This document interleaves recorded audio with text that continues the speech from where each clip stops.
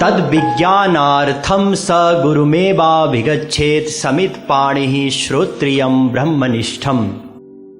मुण्डकोपनिषद को इस मंत्र को व्याख्या को क्रम में अहिलेसम्म हामीले यही बुझ्यौं कि हामी सबै आनन्द चाहन्छौं, सुख चाहन्छौं। हाम्रो सनातन धर्म पनि के हो? आनन्द चाहनु। प्रत्येक अंशले आफ्नो अंशीलाई प्रेम गर्छ, यो अकाट्य सिद्धान्त हो। र हामी सबै पनि आनन्द सिन्धु भगवानका अंश भएकाले हामी निरन्तर आनन्द चाहन्छौं, बाध्य छौं, चाहनै पर्छ। कस्तो आनन्द चाहन्छौं? अनन्त मात्राको, प्रतिक्षण बढ्दै जाने र सधैँ रहिरहने आनन्द भगवान हुनुहुन्छ। हामी संसारमा सुख खोजिरहेका छौं, अनि कसरी सुखी हुन सक्छौं र? त्यसैले भगवानलाई प्राप्त गरेर नै हामी सुखी हुन सक्छौं, अरू कुनै उपाय छैन। कसरी प्राप्त गर्न सकिन्छ भगवानलाई? भगवानलाई जानेर। कोबाट जान्न सक्छौं? हामीले गुरुबाट जान्न सक्छौं। कस्तो गुरुबाट जान्न सक्छौं? हामीले चर्चा गरिसक्यौं। गुरु कस्तो हुनुपर्छ? श्रोत्रिय ब्रह्मनिष्ठ। श्रोत्रिय भन्नाले वेद शास्त्रको ज्ञान होस् पहिलो, र ब्रह्मनिष्ठ भन्नाले स्वयं भगवानलाई प्राप्त गरेको होस्, त्यो अनन्त आनन्द प्राप्त गरेको होस्। यस्तो श्रोत्रिय ब्रह्मनिष्ठ गुरुद्वारा नै हामी भगवानलाई कसरी जान्न सकिन्छ यो बुझ्न सक्छौं। हेर्नुस्, गुरुको अत्यन्त ठूलो महिमा छ। गुरु यति ठूलो तत्व कि शास्त्रमा गुरुलाई भगवान भन्दा पनि श्रेष्ठ बताइएको छ। ध्यान दिनुस्, शास्त्रमा तीनै थरी कुरा छन्। एकातिर त वेद शास्त्र भन्दछन् कि भगवान नै सर्वोच्च तत्व हुनुहुन्छ, सबैभन्दा श्रेष्ठ हुनुहुन्छ। अर्कोतिर तीनै वेद शास्त्र भन्दछन् कि भगवान र गुरु समान हुनुहुन्छ। अर्कोतिर तीनै वेद शास्त्र भन्दछन् कि गुरु सर्वश्रेष्ठ हुनुहुन्छ, भगवान गुरु भन्दा सानो हुनुहुन्छ।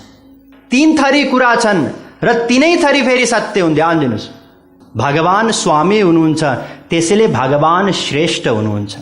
स्वाभाविक पनि हो, भगवान सृष्टिकर्ता हुनुहुन्छ। यो जुन सृष्टि गर्ने कार्य हो भगवानले कसैलाई पनि दिनुहुन्न, त्यसैले भगवान श्रेष्ठ हुनुहुन्छ।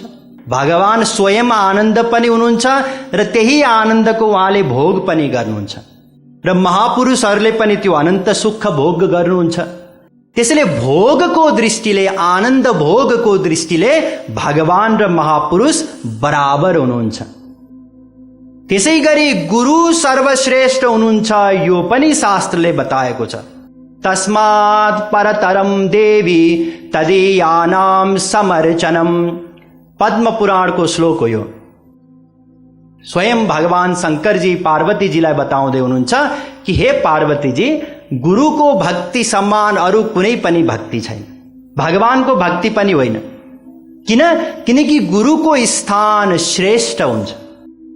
ध्रुवम तेषां च सर्वेषां नास्ति तत्त्वं गुरो परम। गुरु गीताको 26औं श्लोक। यसमा स्वयं भगवान शंकरजीले बताउनु भयो कि गुरु समान, गुरु भन्दा श्रेष्ठ अरू कुनै तत्त्व छैन। न गुरोरधिकं तत्त्वं न गुरोरधिकं तपः तत्त्वं ज्ञानात् परं नास्ति तस्मै श्री गुरवे नमः। गुरु गीताको 74औं श्लोक। अर्थात गुरु समान अरू कुनै पनि तत्त्व छैन, गुरु समान जान्न योग्य अरू केही पनि छैन। स्वयं भगवान शंकरजी बताउँदै हुनुहुन्छ। आखिरी किन ठूलो बताइयो? भगवान नै सर्वश्रेष्ठ हुनुहुन्छ, यो त हामी बुझ्छौं, तत्त्व नै भगवान हुनुहुन्छ। भगवानलाई प्राप्त गरेर नै जीवात्मा महापुरुष बन्दछ, गुरु बन्दछ, त्यसैले भगवान सर्वश्रेष्ठ हुनुहुन्छ, यो पनि हामी बुझ्न सक्छौं। भगवान र गुरु समान हुनुहुन्छ आनन्द भोगको दृष्टिले, यो पनि बुझ्न सक्छौं। तर गुरु किन भगवान भन्दा श्रेष्ठ हुनुहुन्छ त? यसको रहस्य बुझौं। त्यसो त अनेक कारणहरू छन्।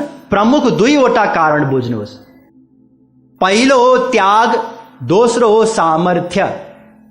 ध्यान दिनुहोस्, त्याग भन्नाले जीव कल्याण गर्नको निम्ति गुरुले त्याग गर्नुहुन्छ, त्यसैले श्रेष्ठ हुनुहुन्छ। संसारमै पनि जसले त्याग गर्छ उसलाई हामी श्रेष्ठ भन्छौँ नि। दुईजना मध्ये जसले त्याग गर्छ उसलाई हामी श्रेष्ठ भन्दछौँ। गुरुले त्याग गर्नुहुन्छ। के त्याग गर्नुहुन्छ? त्यो अनन्त सुखलाई त्याग गर्नुहुन्छ जीव कल्याणको निम्ति। त्याग गर्नुहुन्छ भन्नाले कि अब उहाँलाई सुख मिल्दैन, दुःख मिल्छ? होइन होइन, अनन्त सुखले युक्त रहनुहुन्छ, तर केही समयको लागि अवतरण कालको निम्ति उहाँले त्यो सुखलाई कन्ट्रोल गर्नुहुन्छ, नियन्त्रण गर्नुहुन्छ। जसरी एउटा व्यक्ति एकदम गहिरो निद्रामा सुतिरहेको थियो, अचानक हामीले उठायौं, अब उसलाई पीडा हुन्छ नि। त्यो गहिरो निद्रामा जुन सुख मिल्छ त्यो सुखलाई उसले त्याग गर्नुपर्छ, त्यसैले उसलाई पीडा हुन्छ। महापुरुषले त अनन्त सुखको भोग गरिरहनु भएको थियो, त्यसलाई नियन्त्रण गर्दा उहाँलाई एक प्रकारको पीडा हुन्छ। दुःख हुँदैन। ध्यान दिनुहोस्, संसारी जुन दुःख हामी झेल्छौं यो दुःख हुँदैन, त्यो अर्कै दुःख हो एउटा। त्यसपछि उहाँले जीव कल्याणको निम्ति प्रयत्न गर्नुहुन्छ, प्रवचन दिनुहुन्छ, जिज्ञासाहरूको समाधान गर्नुहुन्छ, ती जीवहरूसँगै बसेर साधना गर्नुहुन्छ। र ती जीवहरू भन्नाले हामी यति कृतज्ञ छौं कि गुरुकै अगाडि बसेर उस्तै परे गुरुकै विपरीत सोचिरह हुन सक्छौं। गुरुलाई थाहा छ, जान्नुहुन्छ, तैपनि आशा गर्नुहुन्छ कि भविष्यमा सुधार गर्छ। जसरी एउटा बच्चाले मातालाई लात्ताले हान्छ, काखमा नै सुसु गर्छ, माताले त्यसको वास्ता गर्नुहुन्न नि, त्यसै गरी गुरुले पनि त्यसको वास्ता गर्नुहुन्न। यी सबै कष्टहरू झेल्नुहुन्छ। जसलाई निरन्तर श्रीकृष्णको दर्शन गर्ने सौभाग्य छ उहाँले हामीलाई हेर्नुहुन्छ। सोच्नुहोस् त कति ठुलो कुरा हो। हामीलाई त संसारकै यस्ता यस्ता व्यक्तिहरू छन्, उनीहरूले हेर्दैनन्। केही गरी हेरे भने पनि अहंकारपूर्वक हेर्छन्। गुरुले हेर्नुहुन्छ, प्रेमपूर्वक हेर्नुहुन्छ। र त्यतिन्जेल उहाँले त्यो आनन्दलाई त्याग गर्नुहुन्छ। यो त्याग गरेको कारणले गर्दा भगवानले गुरुलाई आफ्नो शिरमाथि राख्नुहुन्छ। दोस्रो, सामर्थ्य। यो जुन जीव कल्याण रूपी कार्य हो, यो कार्य केवल गुरुले नै गर्न सक्नुहुन्छ, भगवानले पनि सक्नुहुन्न। भगवान त जब गुरुले मेहनत गर्नुहुन्छ, एउटा जीवलाई योग्य बनाउनुहुन्छ, त्यसपछि आउनुहुन्छ अनि वरण गर्नुहुन्छ, आफ्नो दर्शन दिनुहुन्छ। सबै काम मेहनत गर्नेवाला काम गुरुले गर्नुहुन्छ, भगवानले सक्नुहुन्न भन्नाले ध्यान दिनुहोस्, भगवानले यदि जीव कल्याण गर्ने ठान्नु भयो भने वहाँ पनि गुरु बनेर नै आउनुपर्छ, भगवान बनेर सम्भव छैन। गीताको ज्ञान दिनुभयो अर्जुनलाई, भगवान बनेर होइन, गुरु बनेर। अर्जुन चलाक थिए। यदि मैले प्रभु हजुर भगवान हुनुहुन्छ, म भक्त छु भनेर भनेको भए भगवानले भन्नुहुन्थ्यो कि जाऊ गुरुको शरणमा, किनकि भगवानसँग डाइरेक्ट सम्पर्क हुन सक्दैन। अर्जुन चलाक थिए, त्यसैले भने शिष्यस्तेहम साधि माम त्वाम प्रपन्नम, हे प्रभु म हजुरको प्रपन्न शिष्य हुँ, हजुर मेरो गुरु हुनुहुन्छ। पहिले गुरु बनाए श्रीकृष्णलाई। अवतार कालमा यो सौभाग्य मिल्छ यदि भगवानको इच्छा रह्यो भने। यहाँ मैले बताउन खोजेको कुरा के हो भने जीव कल्याण रूपी कार्य केवल गुरुले गर्न सक्नुहुन्छ। यी दुईवटा कारणले गर्दा गुरुको स्थान सर्वश्रेष्ठ हुन्छ। ध्यान दिनुहोस्, अब तीनैवटा कुरा बुझ्यौं नि हामीले।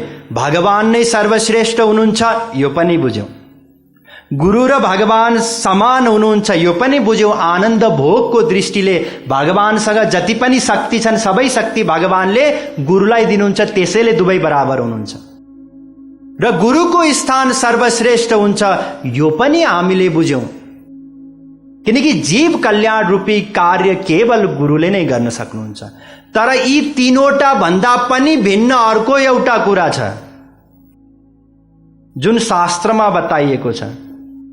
अहिले नै बताएँ भने फेरि धेरै कुरा होला, त्यसैले त्यसलाई म भोलि बताउने छु। आज अन्य विषय हामी चर्चा गर्नेछौँ, भोलि याद गरिरहनु होला।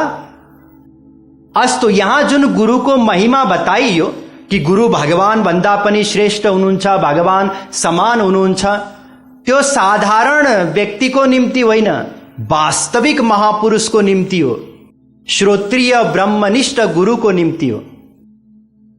संसारमा दम्भी बाबाजीहरू धेरै छन्। के धेरै छन्? दम्भी बाबाजी, अर्थात् नक्कली। हेर्दाखेरि गुरु जस्तै देखिन्छन्, तर त्यो भित्र त्यो धन, त्यो खजाना, ईश्वरीय प्रेम, आनन्द त्यो हुँदैन। दुई प्रकारका मायाधीन व्यक्ति हुन्छन्, त्यसै गरी दुई प्रकारका महापुरुषहरू पनि हुन्छन्। संक्षिप्तमा बुझिहाल्नुहोस्, किनकि हामीलाई त गुरुलाई चिन्नु पनि छ नि त। यत्रो महिमा बताइयो गुरुको बारेमा, र भगवानलाई जान्नको निम्ति गुरुकै शरणमा गएर नै जान्न सक्छौँ। फेरि गुरुलाई कसरी चिन्ने, को गुरु हुन सक्छ, यो त मनमा कयौं व्यक्तिहरूको प्रश्न आएकै होला, कसलाई गुरु भन्ने त। दुई प्रकारका मायाधीन व्यक्ति हुन्छन्। पहिलो, जो भित्रबाट पनि गडबड हुन्छन्, बाहिरबाट पनि गडबड हुन्छन्। भन्नाले भित्रबाट पनि मायाको अधीनमा हुन्छन् र बाहिरी कार्य पनि त्यही मायाधीन जस्तै, हामी जस्तै साधारण कार्य देखिन्छ, काम, क्रोध, लोभ, मोह इत्यादिको कार्य। यस्ता व्यक्तिलाई हामी चिनिहाल्छौँ। यस्ता व्यक्तिबाट खतरा पनि छैन। अर्का ती हुन्छन् जो भित्र त गडबड हुन्छ, तर बाहिर ठिक व्यवहार गरेको जस्तो देखिन्छ। भन्नाले भित्र काम, क्रोध, लोभ, मोह सबै छ, तर बाहिरबाट के देखिन्छ? कपाल पालेका छन्, दारी पनि पालेका छन्, तिलक लगाएका छन्, प्रवचन पनि दिन्छन्, शिष्य पनि बनाउँछन्, मन्त्र पनि दिन्छन्, आश्रम पनि छ, गौशाला पनि चलाउँछन्, मन्दिर पनि बनाएका छन्, टिभीमा प्रवचन आउँछ, हजारौं अनुयायीहरू छन्। बाहिरबाट यस्तो देखिन्छ र त्यस्तै व्यवहार पनि गर्छन्। हामी गयौं, पैसा चढाइदियौं, फर्केर पनि हेरेनन् पैसालाई। हामीलाई लाग्यो यी पक्कै बैरागी बाबाजी रहेछ, मैले पैसा दिएको थिएँ, वास्तै गरेनन्, च्याति पो दिए त पैसा त, किन च्यात्नु भयो भनेर सोधेको, बाबु यो पनि माटै हो, माटोको के काम, यस्तो पो भने त पक्का यी बैरागी हुन्, यी चाहिँ एकदम पहुँचेका महापुरुष, एकदम भगवानलाई प्राप्त गरेका होला। उहाँ एकजना हुनुहुन्छ मौनी बाबाजी, जीवनभरि बोल्नु भएको छैन। हामीलाई के काम? हामीलाई त पहिला प्रवचन सुन्नु पर्यो नि। हामीलाई यो सब चिजसँग मतलब छैन, हामीलाई बाहिरी चिजसँग मतलब छ। उहाँ जटाधारी बाबाजी हुनुहुन्छ, त्यो त जुम्रा उपियालाई फाइदाको चिज हो, हामीलाई के फाइदा हुन्छ जटा भएर? उहाँ फलाहारी बाबाजी, दुधाहारी बाबाजी, खडे बाबाजी जीवनभरि बस्नु भएको छैन। उहाँ त विभूति निकालिदिनुहुन्छ फोटोबाट। हाम्रो घरमै एउटा मुडो बाल्यो भने खरानी नै खरानी बन्छ, हामीलाई किन फोटोबाट विभूति चाहियो? हावाबाट चेन निकालिदिनुहुन्छ, त्यसो भने त पुरै इन्डिया नेपालभरि सबलाई सुनै सुन लगाइदिनु, त्यति क्षमता छ भने गरिबी त कमसेकम मेटिन्छ। यस्तै यस्तै प्रोपोगन्डा गर्छन्।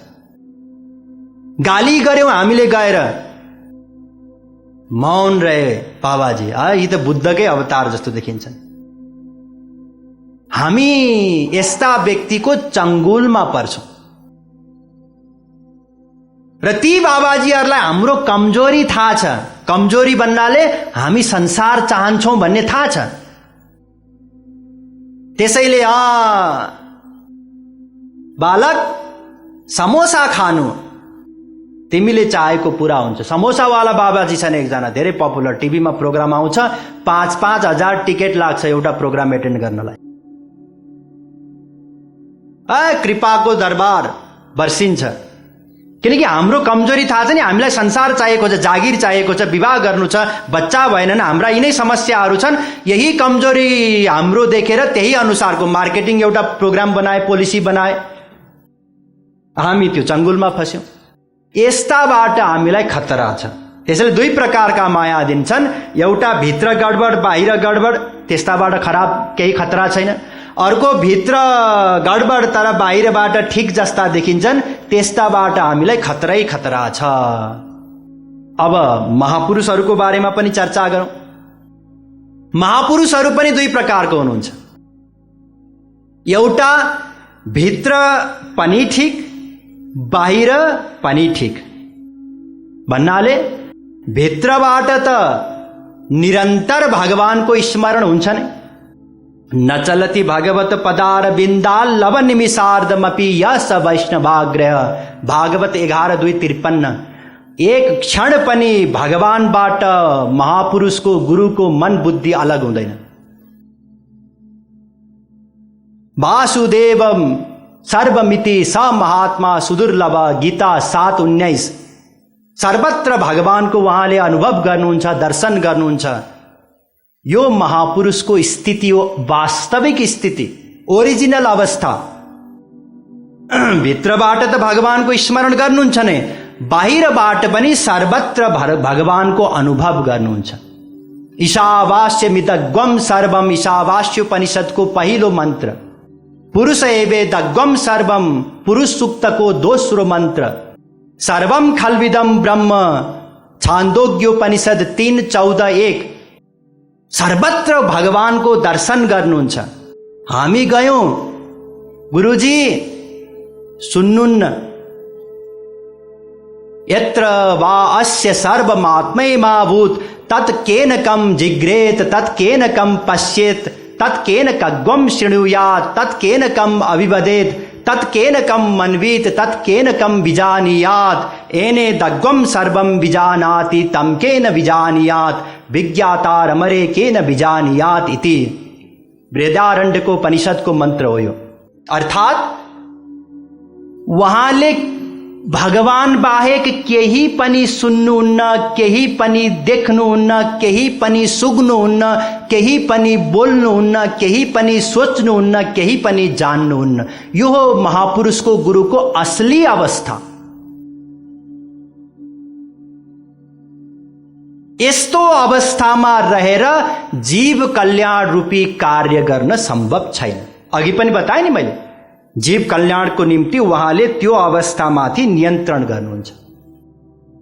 त्यसैले महापुरुष यदि ओरिजिनल अवस्थामा रहनुभयो, वास्तविक स्वरूपमा रहनुभयो भने अब जीव कल्याण रूपी कार्य नै हुन सक्दैन। यहाँले भागवत पढ्नुभयो होला, सुखदेवजी महाराजको जुन पहिलेको अवस्था थियो, जन्मना साथ उहाँ हिँड्नुभयो, त्यति बेला वेदव्यासजीले पछि पछि बोलाउँदै जानुभयो नि, उहाँले सुन्दै सुन्नु भएन। त्यो अवस्थाबाट जीवलाई केही पनि लाभ मिल्दैन। त्यसैले महापुरुष त्यो कक्षाबाट ओर्लिएर तल्लो कक्षामा आउनुहुन्छ। तल्लो कक्षा भन्नाले हाम्रो कक्षामा। अब एउटा प्रोफेसर छ, एउटा नर्सरीको विद्यार्थीलाई लाभ लिनु छ। त्यो प्रोफेसर नर्सरी कक्षामै गएपछि त नर्सरीको विद्यार्थीलाई लाभ दिन सक्छ नि, हैन र? त्यसैले हाम्रो कक्षामा आउनुपर्छ महापुरुष पनि गुरु पनि। अनि हाम्रो कक्षामा आउँदा के हुन्छ, बाहिरी व्यवहार हाम्रो जस्तै हुन्छ। हामी जस्तै खानुहुन्छ, बोल्नुहुन्छ, हाँस्नुहुन्छ, रुनुहुन्छ, सबै कार्य हाम्रो जस्तै गर्नुहुन्छ बाहिरी, र भित्र आफ्नो अवस्थामा रहनुहुन्छ। अब यस्ता महापुरुषलाई पनि चिन्न गाह्रो। कसरी चिन्ने त? गाह्रो छ नि। र हामीलाई लाभ फेरि यस्तैबाट मिल्छ। जो भित्र ठिक हुनुहुन्छ, बाहिर गडबड व्यवहार देखिन्छ जसको, उहाँबाट नै हामीलाई लाभ मिल्छ। त्यसैले यी 4 थरी हुन्छन्। ध्यान दिनुस्, फेरि म बताउँदैछु।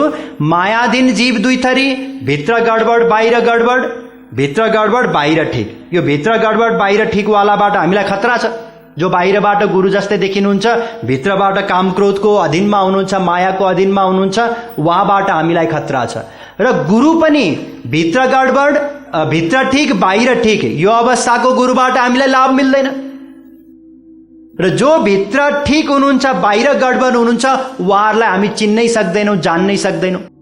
त्यसैले अब ध्यान दिनुस्, यहाँनेरि अब हामीलाई एउटा महत्त्वपूर्ण प्रश्नको समाधान गर्न जरुरी छ। वास्तविक महापुरुषलाई कसरी चिन्ने।